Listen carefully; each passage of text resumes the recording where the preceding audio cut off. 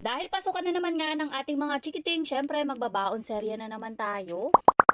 Para nga sa babaunin ni Natnat, eto gagawa nga ako ng cordon bleu. Pero yung cordon bleu na gagawin ko hindi nga karaniwang na ginagawa natin at ito gagawin ko nga siyang balls na maliliit. Para nga sa cordon balls na gagawin ko syempre gagamit nga ako ng manok dito. 200 pesos na breast part nga lang pala yung binili ko. Pagkatapos ayan, hiniwa ko lang at isinalang ko nga dito sa food processor. Kung wala namang ganitong food processor kahit manong-manong hiwa nga bes pwedeng pwede. Pagkagiling ko nga ng manok sinet aside ko muna at dahil nga cordon bleu gagawin natin kailangan nga natin ng ham dito. Tapos bumili nga lang pala ako ng ham sa may talipapa yung pinakamura. Ewan ko nga kung eto na yung pinakamurang ham pero sinabi ko kay ate yung murang ham lang tapos eto nga binigay niya sa akin. Bali dito kasi sa cordon bleu balls na gagawin ko 200 pesos nga lang yung budget natin. 200 pesos syempre kasama na nga tong cheese na nabili ko. Tapos isang malaki na nga yan bes at lahat yan hihiwain ko at ilalagay ko sa cordon bleu. Mahilig kasi si Natnat sa cheese kaya naman lahat to ilalagay ko na nga sa may cordon bleu na gagawin natin. Niwa ko nga lang na maliliit yung ham pagkatapos eto na nga cheese yung sinunod ko. Katapos kong hiwain yung cheese at ham, kumuha na nga ako ng bowl at inilagay ko na nga yung giniling na manok. Pagkatapos ngang ham. Dahil nga baon to ng bata, syempre ang ginamit ko nga lang pampalasa dito gumamit lang ako ng asin at saka konting paminta. Kung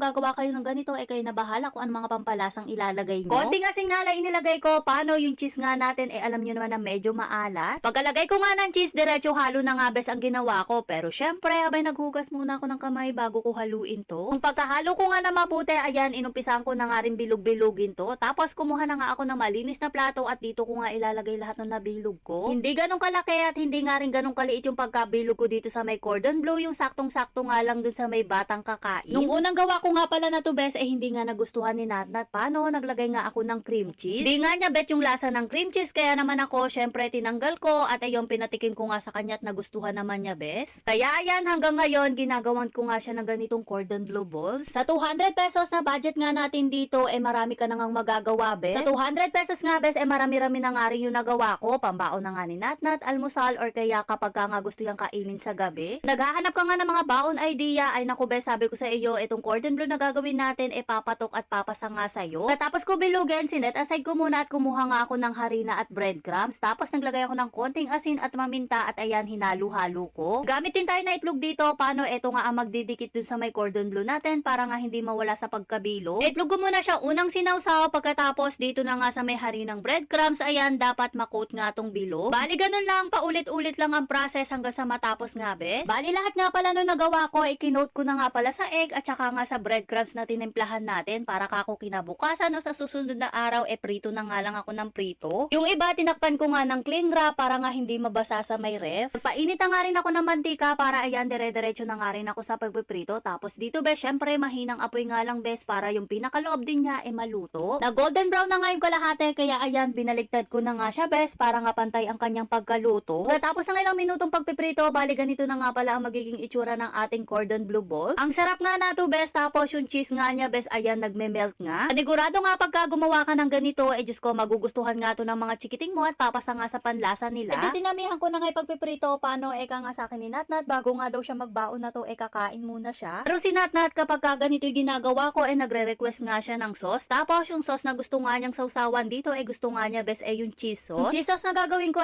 optional lang naman to, bes. Kung gusto niyo nga gumawa ng ganito, okay nga lang din. Kung ayaw niyo naman, bes, okay lang din. Kasi nga, sabi ko sa inyo, kahit walang sauce nga cordon bleu balls natin, masarap na. Or kahit ketchup, toyo, bagay na bagay nga rin dun, bes. Cheese sauce na ginawa ko, yung madalian lang, bes. Ayan, gumamit nga ako isang latang evaporada. Tapos, naglagay ako ng maliit na cheese, iminelt ko lang at naglagay na nga rin ako dito ng konting paminta. Pagkatapos, ayan, nagsandok na nga rin ako at eto na nga yung ating cordon bleu balls. O, diba? Sabi ko sa inyo, bes, papatok nga to sa mga chikiting. Siyempre, bes, kung maghahanap ka nga ng mura, naka-budget na pambaon sa mga chikiting, ay nako, sabi ko sa inyo, eto nga yun, bes. Masarap na at panigurado, papatok nga sa ating mga chikiting. O, siya, yun lang naman, bes, ang gusto ko sa inyo i-share. Bye-bye!